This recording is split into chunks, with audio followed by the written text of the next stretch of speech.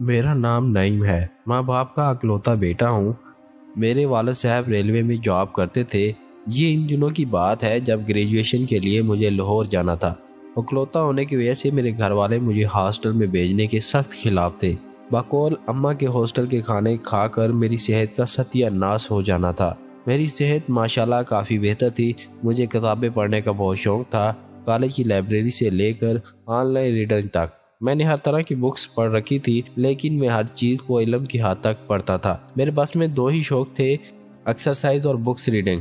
Books ने मेरे इल्म में बेहतरी लाई और एक्सरसाइज ने मेरे फिटनेस में। अभी लाहौर कहाँ रिहाइश रखनी है, इस पर बहस हो रही थी कि एक दिन मेरी अम्मा के मेके गांव से इनकी सहेली किसी काम से हमारे गांव आई। जब उसे पता चला तो उसने बताया कि उनकी कज़न शाजिया का लाहौर में डबल स्टोरी घर है, जहां वो अपने मियाँ बेटे और बहू के साथ रहती है। जिसका मियाँ और बेटा दोनों ट्रक ड्राइवर हैं और लाहौर से कराची, क्वेटा, पेशावर तक लंबे फेरे लगाते हैं और हफ्तों घर नहीं आते। और वो अकेली ख्वातीन अकेली रहने से भी परेशान है कि ज़माना ख़राब है और किराएदारों से भी डरती है कि जाने कौन कैसा है। इन्होंने अम्मा को तसल्ली दी कि घबराओ नहीं, वो शाजिया आंटी से बात करेगी और फिर इन्हें बताएगी कि मेरी आज़ाद की सारी ख्वाहिशें दम तोड़ने की थी। लेकिन क्या करता, चंद दिन बाद अम्मा की सहेली का फोन आया कि सब बंदोबस्त हो गया है। उनकी कज़न जो अम्मा को भी जानती थी बहुत खुश हुई कि घर का बच्चा मिल गया है, आसरा रहेगा। और यूं एक दिन मैं अपने अब्बा के साथ लाहौर रवाना हो गया।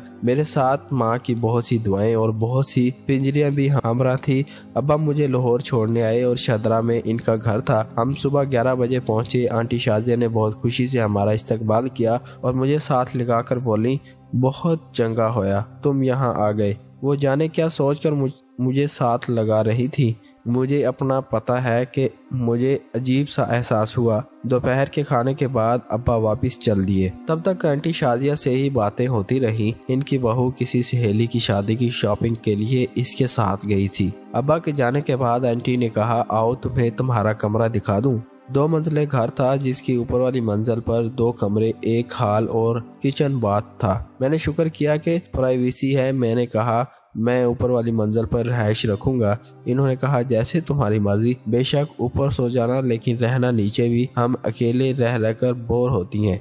मैंने नोट किया कि आंटी शाजिया घरेलू दुपट्टा में इतनी बड़ी नहीं लगती थी जितना मैंने सोचा समझा था। थोड़ी सी मोटो, 40 साल के आसपास ही लगती थी। शाम के वक्त मैं ऊपर अपना सामान सेट कर रहा था। हॉल को एक्सरसाइज के सामान से सजाया, एक कमरे को स्टडी रूम और अपने नॉवेल्स को सजाया और छुपाया। तभी बाहर वाले दरवाजे पर किसी ने बेल दी। घर का अकलौता मर्द होने की वजह से मेरा फर्ज बनता था कि देखो बाहर कौन है। मैंने मंदिर से नीचे झांका। जैसे ही मैंने नीचे देखा, कोई लड़की झुकी दरवाजे के पास सामान रख रही थी। दूसरी लड़की टैक्सी में बैठी इसके दरवाजे खोलने और अंदर जाने के लिए इंतजार कर रही थी। मैंने अंदाजा लगाया कि यही आंटी की बहू है। आंटी ने दरवाजा खोला और वो अंदर आ गई। कुछ देर के बाद मुझे आंटी ने नीचे से आवाज दी और मैं नीचे को चला गया। सामने बरामदे में आंटी पलंग पर नईम दराज लेटी थी। चादर बस नाम की ली हुई थी। मुझे देखकर इन्होंने घसक कर जगह बनाई और कहा कि इधर आ जाओ बच्चे, और मैं इनकी साइड पर सुकड़ कर बैठ गया। सामने कुर्सी पर वो भी लड़की बैठी थी, शाने पे दुपट्टा अटका हुआ, जो कोशिश के बावजूद इनको छुपाने में नाकाम हो रहा था। वो लड़की आंटी की शॉपिंग दिखा रही थी। आंटी ने मुझे मुखातब किया कि ये उमरीन है, मेरी बहू, तुम्हारी भाभी, और अमरीन ये नईम है। बताया था ना कि मैंने तुम्हें। भाभी ने मेरी तरफ देखा और स्माइल दी, साथ ही हाथ आगे बढ़ाया। मैं थोड़ा सा झिझका और फिर हाथ बढ़ा दिया। कुछ देर बाद वो खाना बनाने में मगन हो गई और खाला मुझे अपने घर की और मेरी माँ की कहानियाँ सुनाती रही। शाम के खाने के बाद मैं उठने लगा था कि आंटी ने कहा, लो तुम जा रहे हो। इतनी रौनक लगी थी। वो अंदर बैठते हैं।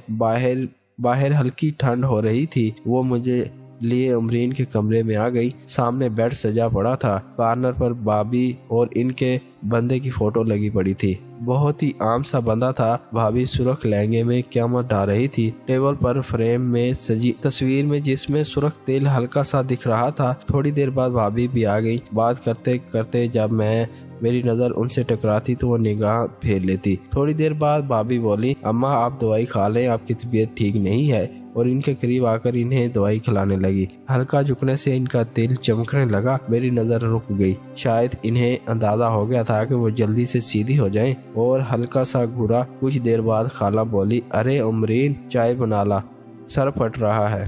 आंटी ने दोनों हाथों से सर दबाया और भाभी चाय बनाने चली गई। तो मैंने कहा, शुक्र है आपने चाय बोली, मेरी बहुत आदत है।